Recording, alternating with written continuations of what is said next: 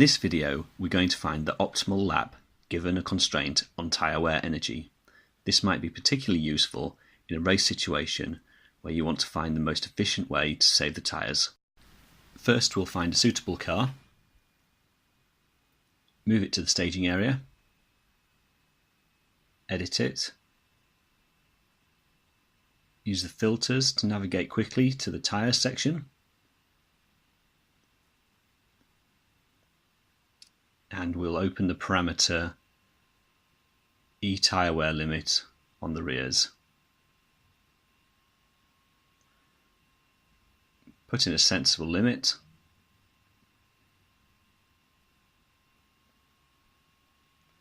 Select some weather. We'll drive around Barcelona.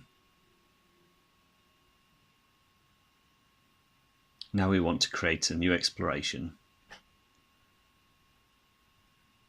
We're going to do a sweep of rear tyre wear energy with 6 points.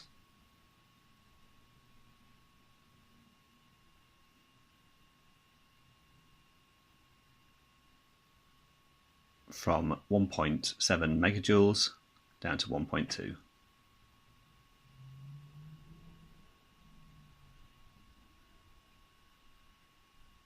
Select the simulation type, give it a name, and send it off to the cloud computers.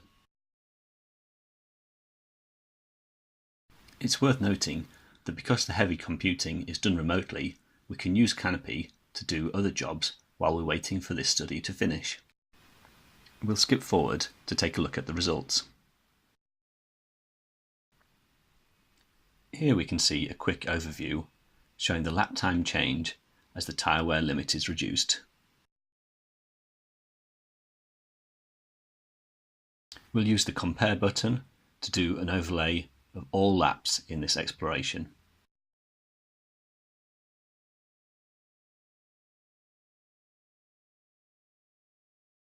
We'll add some more channels to the overlay.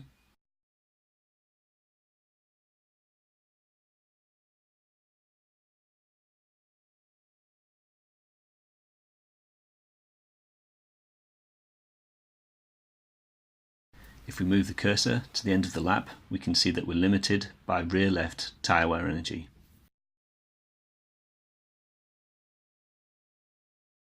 To make it easier to see where the tyre savings are coming from, we'll compute the delta relative to the first run.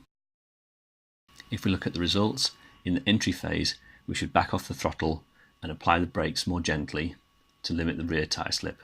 On exit, the throttle application is relatively aggressive because the lap time is important here. However, where the car is laterally loaded in high-speed corners, we back off the throttle to reduce the rear tyre slip. One of the advantages of dynamic lap is that it automatically computes the optimal racing line for each setup. By moving the charts next to each other, we can analyse these differences in racing line.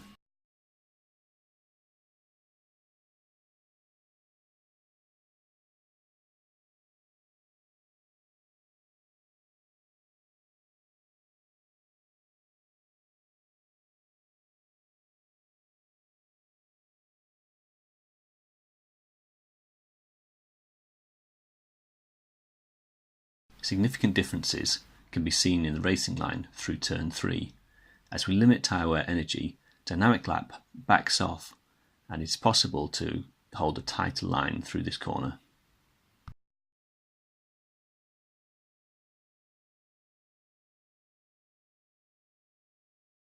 We see this same pattern again through turn 4.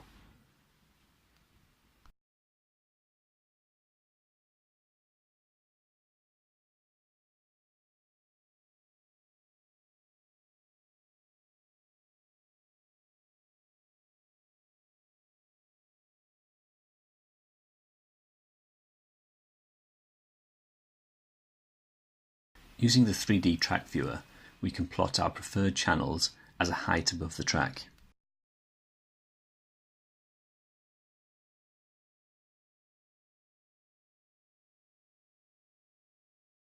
Here we're going to plot tyre wear power for each of the racing lines.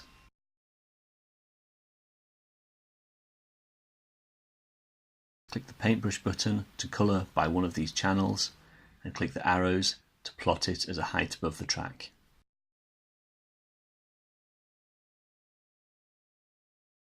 You can then navigate around the track to examine the details of the optimal tyre energy saving.